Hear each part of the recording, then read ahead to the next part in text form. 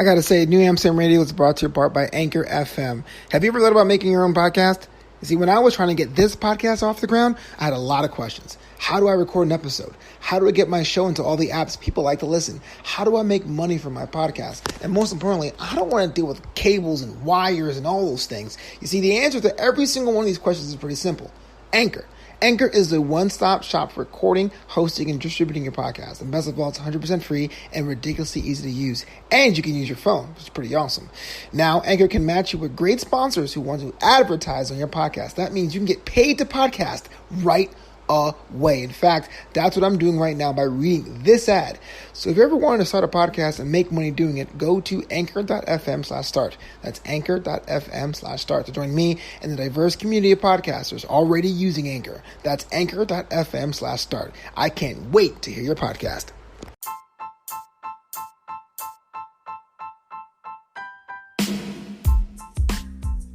Welcome, citizen. You are locked into New Amsterdam Radio, the podcast for creatives. Once again, it's your boy, your friend, your pal, your confidant, Flobo Boyce, back again with a brand new episode of the podcast that could. Thank you so much for supporting the show and telling a friend about it. I really mean that, whether you're listening on Spotify, iTunes, Spreaker, Google Play, Overcast, all that stuff. We do see the views. We do see the fact you're interacting and engaging and learning more about how creatives approach their craft and what you can learn from that. Today's episode, I'm actually sitting down with a friend of mine that I was a friend with before he decided to go on this current path of being a voice artist, a voice-over actor. Phillip Reich has been featured in anime and in video games using the power of his smooth and sensual voice. Those are adjectives I'm just using on the fly, but I'm sure they're pretty cool. It was just amazing to watch Phill go on a path that we all thought were going to work out for us. We're both, in this case, film students.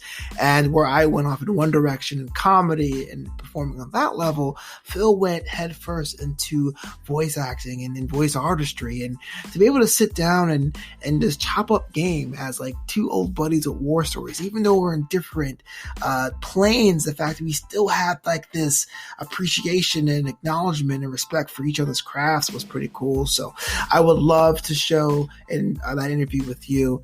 If you haven't already, make sure you check out newamsterdam.com. That has the archive, the listing of all the other episodes of the show, and tell a friend if you haven't already. Put it on social media. Say this show is pretty dope. And if there is a particular person that you want me to interview on the show, please let me know.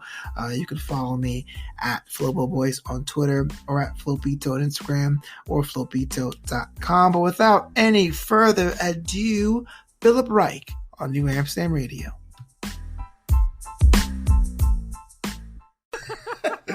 But look, I got to get ahead of myself. New Amsterdam Radio, we talk about creatives and what they're working on and what kind of personas they are. I am almost proud to say, like, you're the friend I tell people about when I talk about what successful is. I know you don't believe that, but it's true. Aww. But you are a voice actor. Now, tell me about that life, man. I know it's a whole other community. It's a whole other beast. I mean, what does that mean to someone who hasn't ever met a voice actor before? Shoot.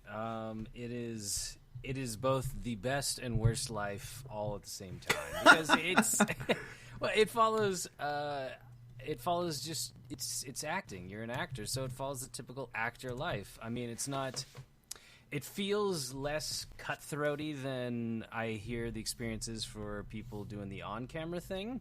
Because you don't have to like go to a waiting room for an audition and see 7 other people that look just like you and be like, man, which one of us is gonna be the most me to win out over the rest of y'all? Right. Battle Royale. Exactly. But it's still the same. You're auditioning constantly. You're getting rejected 800 times more than you're getting picked. You have to learn to deal with that. You have to listen back to your auditions and be like, good Lord, I'm the worst. Why am I doing this? I should quit now. But then somehow you find the golden nugget here and there, like, all right, I booked it. I did something right. Yeah.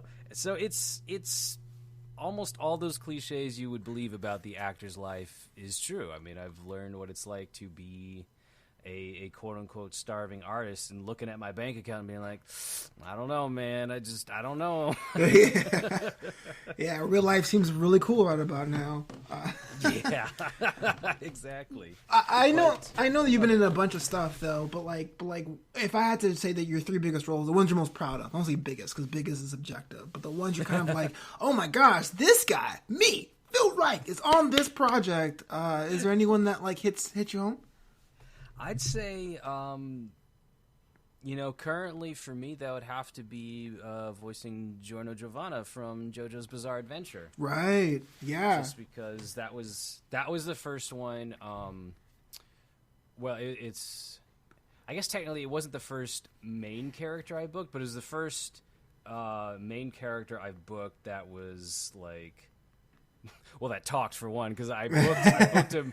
The player character of a video game, but it was one of those silent protagonists, so it was just all kind of stuff. Is that stunt work still? Is that considered stunt work? I wish it was, but but I don't believe it is. But yeah, that was the first one where it was, and the fun thing about that one for me, anyways, was I auditioned for him and 2 other characters for the show.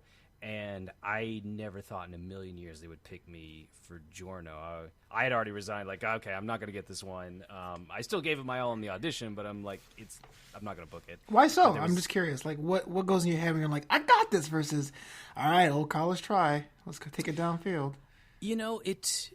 I'd say it varies, but it really depends on, a lot of it will depend on the personality type of the character and the audition sides that are sent to me, just because there are certain characters like, oh man, this guy is just basically me anyway, so I don't really have to reach very far to get there, and then there's other characters where it's like, okay, I gotta really sift through this and feel it out, like, okay, how would I become like this character? How would I, feel this way and have this personality type? And you have to reach further, which is great because I love, stretching myself as an actor and trying to reach those places that I don't just naturally go to.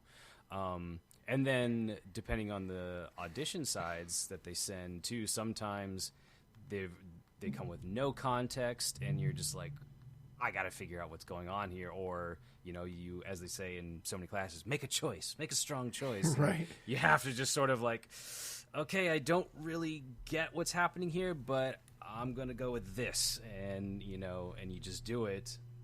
And sometimes you feel it, and sometimes you're like, yeah, I'm spitballing here. I got nothing. Yeah. Can we talk about Pokemon, bro? Like, what? Yes. So I downloaded a game, and you're in the game, and it's Pokemon, and what? I know. Like my question, just the sound effects. Please elaborate. What?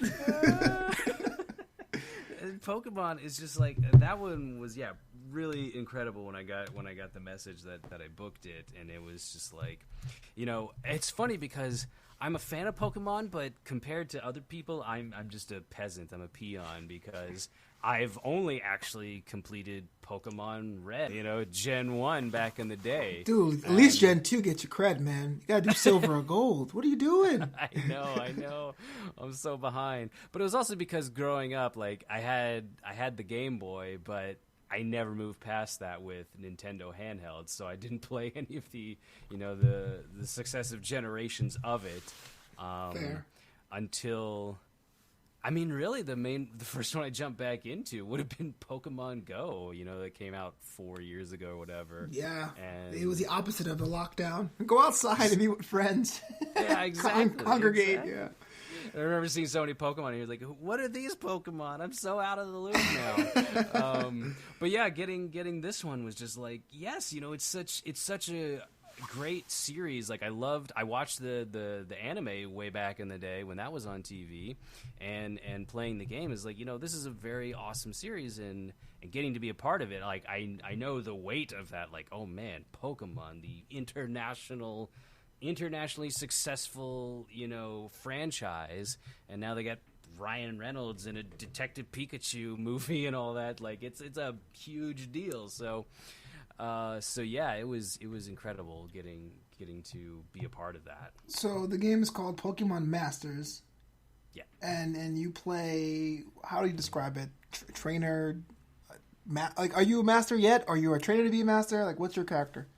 My character is a master because I believe because they call it Pokemon Masters, is that all the characters that they've got were all gym leaders or something equivalent of that in all the various games throughout Pokemon's history. So I voice Will, who is a psychic type trainer, and he was a gym leader in, I don't remember which game specifically. And then the other one I voice is Marshall, who's same deal. He's a fighting type Pokemon master, and he's a gym leader in another game. So yeah, it's it's like these typical mobile gacha games where you have to earn points and you spin the wheel and you unlock, oh look, I got this random new trainer to join my team. Right. And so you pick your trainers, you level them up by fighting in battles and earn more points to unlock more trainers, etc. and so forth. And yeah, so all your characters are already masters, and I guess you, the player character, are sort of training to become the most master of them all. I'm the most master.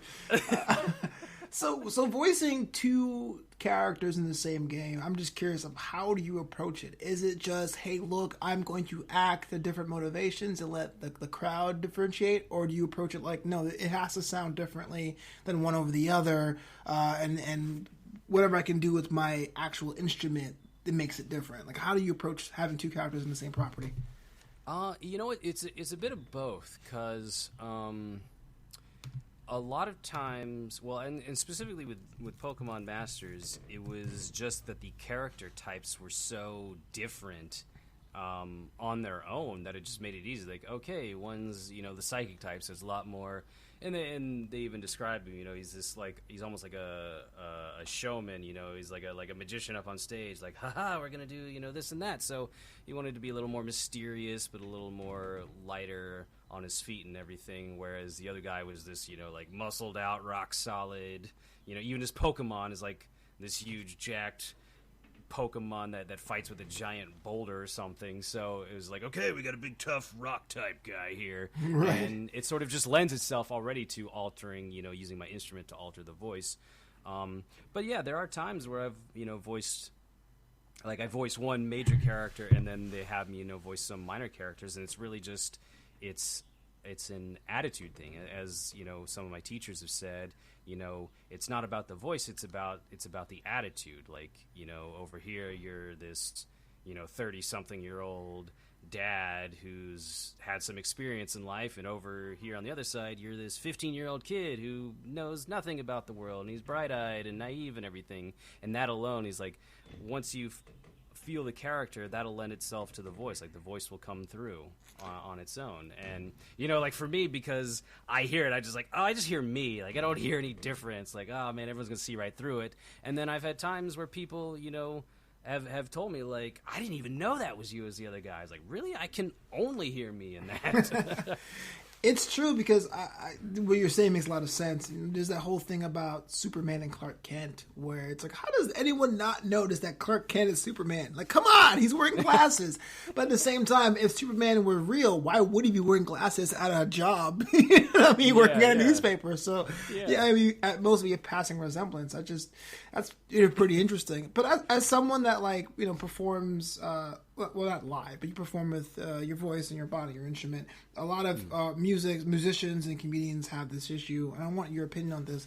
What happens if someone corners you and is like, do the voice? Like, do you do the voice, or is it considered insulting? Is it like disrespectful? How can someone approach you to see that you are really a Pokemon master?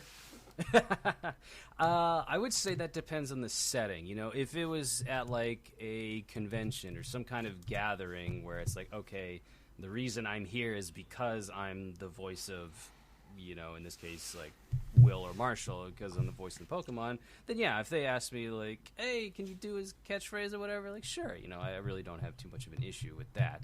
But if it's like, on the street, someone I've met for the first time, and like we're talking, and they're like, oh, you're a voice actor? Oh, do a voice then. And it's like, that's highly insulting. But no, it's like, it's like, I'm sure, you've gotten before, like, oh, you're a stand-up comedian? Tell me a joke, you know? Like, no.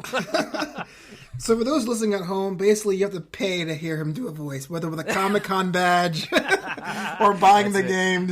Charge. I'm kind of the same boat. It's a lose-lose. I feel like if I do a joke and it falls flat, one, you're going to think I'm not funny. And two, it isn't the environment.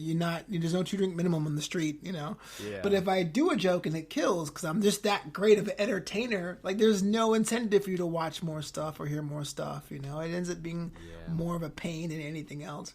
I know your career is growing, and again, you're going to be this giant star. I'm going to be on the VH1 documentary. Like, when he didn't believe in himself, I believe in him. But are there any kind of roles or characters out there left on your checklist, man? A bucket list, if you will? Absolutely. There's so many I would love to do. I mean, I would say probably at the top of my bucket list, and this would be like, you know, this would require a ton of luck and perseverance to ever get there, would be to voice a doesn't even have to be the main character, just a named character in a Pixar film.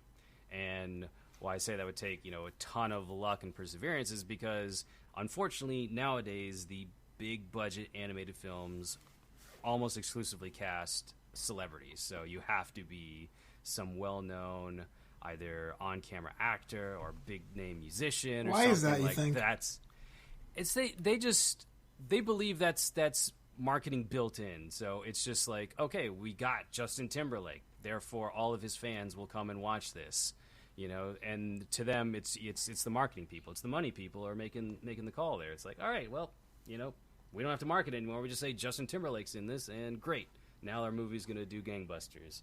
Whereas it wasn't that long ago that, you know, like in the 90s, you could still see major animated feature films having voice actor talent being the main characters. Yeah. And it's really a shame that has gone away, and that they've fallen to relying on, well, we're gonna do this based on how much weight the name carries versus, you know, how much talent or skill the person has at playing this role. So yeah, it's really unfortunate, but that is top of my bucket list would to be like a main character or just a named character in a Pixar or Disney film like that. So Genie twist. What if you get like what you want, but it's a weird like hiccup? Like you're in that Pixar movie, but it's like the worst Pixar movie of all time. Will that still count, or is it like direct to Disney Plus and it's buried like behind Good Dinosaur 2? Does that still count? Do you say yes, checked it off, or has it be like the wow, what a good film? That main guy Phillip Reich was amazing. Like what? I mean, I would say probably like deep down, I probably wouldn't be satisfied until it was like a theatrically released film. It doesn't even have to be like, oh my gosh, this is like that 5-minute montage from Up. You know, it was the most emotional, gut-wrenching, most beautiful bit of filmmaking ever kind of movie. It just, you know, if it was like, say, what's a recent one that was like, yeah, that's pretty good. Maybe The Incredibles 2, you know. I don't remember people going like, that was the best movie ever, but people going like, I like that, you know. Yeah. If it was something like a film like that, was released in theaters, and I got to play a guy who has, you know, maybe 20 lines at most in the whole movie, would be like, yeah, I'd be happy with that. Fair enough. I just curious because this whole thing has been about curiosity. What do you think is the most underrated and overrated Pixar films? Or you can do underrated, because I don't want you to lose your job. But what's the most underrated Pixar film? Underrated Pixar film. I feel like, and I feel like no matter what I say, people will be like, "What? No, it's totally people love that one." What it feels like to me, I would say, most underrated film would be WALL-E. Okay, underrated. Okay. Exactly. See, because there's people that are like, no, everyone loves that movie. Like, it's a great movie, and like I agree. Yeah. But it's, I guess, in conversations when, you know, people talk about, you know, favorite Pixar movies, it's usually, you know, one of the Toy Stories or Finding Nemo or The Incredibles 1 and stuff. And it's I feel like I rarely ever hear hear Wall-E, as that top choice. So that's why, for me, I would say, underrated is Wall-E. I mean, there's actual other Pixar films that, didn't receive the critical praise that someone could be like, that was actually a really good movie. And, like, part of me, like, I'm always sympathetic to the underdog. I was one of the few people who went and watched The Good Dinosaur in the theater, and overall it was an enjoyable movie, but I didn't leave it with that, sort of magical feeling that you leave a great Pixar movie, with, and just going like, wow, I'm inspired to do everything now. If someone's listening to this and they're inspired with a little bit of gleam in their eye to go out there and try their hardest and don't give up and all that, do you have any specific advice for them that you've seen with your journey that you can share? I mean, I can speak to it specifically in regards to voiceover. I mean, maybe some of this could apply to any sort of dream that you might be chasing. Yeah, definitely, if you've got that passion to pursue your dreams, then go for it. But still try and keep some reality checks there along with you. Because like the advice I tell people who ask about getting into voiceover, it's like, well, ultimately you're gonna have to move out here if you want to make a career of it. But that doesn't mean just move out here right now and get to it. It's like, no, line up a savings, because LA is freaking expensive. Yeah. Figure out, where the best places in town to live are and what you can actually afford, and some sort of like, okay, how much money do I have saved up? Will this get me through a month, 3 months, 6 months, a year, 10 years? Am I the kid of Elon Musk and money's not a thing I ever think about? It depends on what your situation is. So you got to have some sort of perspective.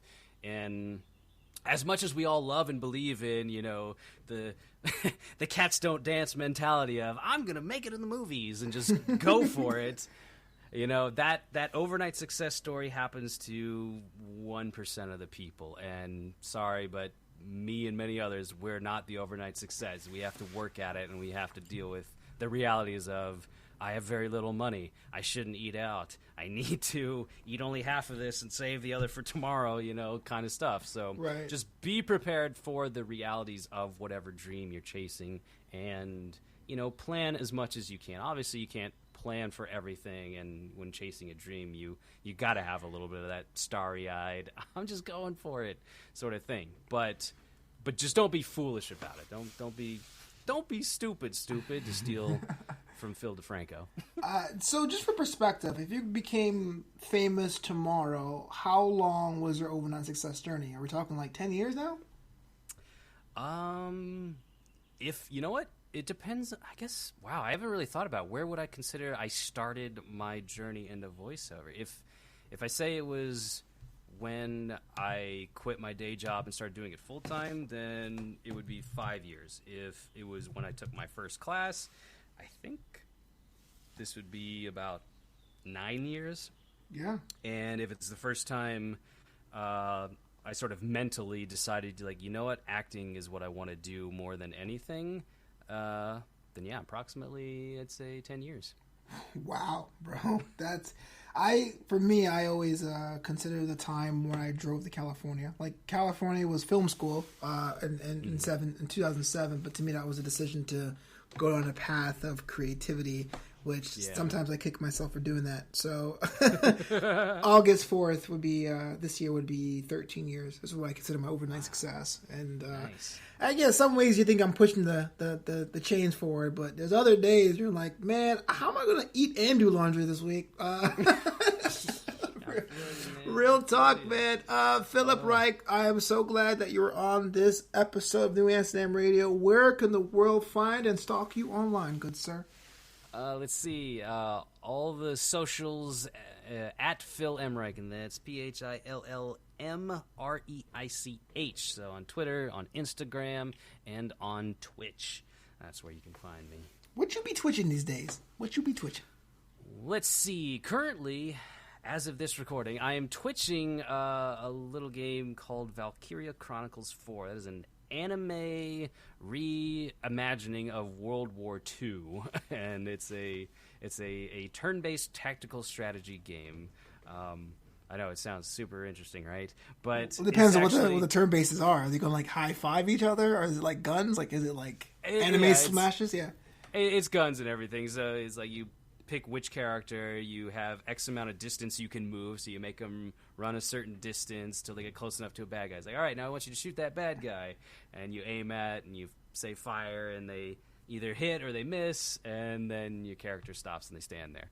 But I have a lot of friends who do the voices in that game as the various characters, and if you're into history at all, it's kind of fun seeing, like, oh, here's a sort of imagined version of World War II, and I just happen to know, the people voicing the characters, so it just makes it a fun experience for me. Oh, that's cool. I'll check that out. And what's your Twitch one more time? The Twitch URL?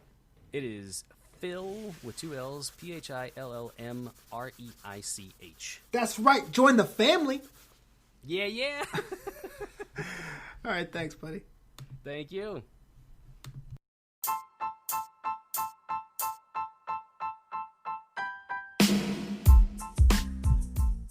There is no doubt in my mind that Phillip Reich is going to be going and moving on to bigger and brighter things. And I just want to say I was on the ground floor. I'm just teasing. This does it for me in this edition of New Amsterdam Radio. Once again, if you haven't already, make sure you like, comment, subscribe, share the show, tell a friend about it. All that jazz. This show has grown by leaps and bounds, and it's grown with purely your support. And if you want to support the show, become a patron over at patreon.com/Flobo Boyce.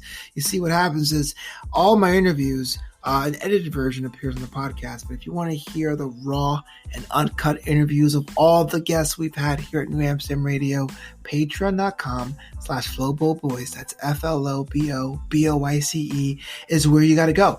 And I can't tell you the stuff that does not make the episode, the stuff that's on the cutting room floor, can almost be their own episode sometimes. And I mean that with, even though it's behind a paywall, I mean that with complete sincerity. Check it out, patreon.com/Flobo Boyce. Subscribe, support the show, get the more insight of the guests we had on this edition and all editions of New Amsterdam Radio. But I wish nothing but the best for Phill. I wish nothing but the best for you and your creative projects and ideas.